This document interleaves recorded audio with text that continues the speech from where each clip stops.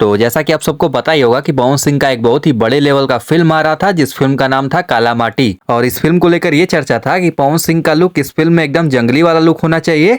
मतलब पवन सिंह को इस फिल्म में स्मार्ट नहीं दिखाना है, पूरा दाढ़ी बाल बढ़ा के रखना है, जो कि ये सारी चीजें खुद पवन सिंह ने एक स्टेज शो के दौरान बताया था। लेकिन आज इस समय पवन सिंह का क्या लुक है आप लोग खुद अपने स्क्रीन पर देख पा रहे होंगे। पवन सिंह एकदम क्लीन सेव किए हुए हैं, सेम टू सेम 2012 वाले लुक में। और पवन सिंह ज्यादातर मूछ वाले लुक में ही रहना पसंद करते हैं, लेकिन बहुत ज्यादा जब रेयर केस होता है तभी पवन सिंह बिना दाढ़ी और मूछ के रहना पसंद करते हैं। और पर्सनली पवन सिंह को खुद क्लीन सेव अच्छा नहीं लगता है। और जब भी पवन सिंह कोई नई फिल्म साइन करते हैं तो उस फिल्म के डायरेक्टर से खुद रिक्वेस्ट करते हैं कि उनके मूछ और दाढ़ी को सेव नहीं किया जाएगा। लेकिन इसके बावजूद भी पवन सिंह ऐसा क्या कुछ करने वाले हैं जो कि उन्हें अपनी मूछों को सेव करना पड़ा।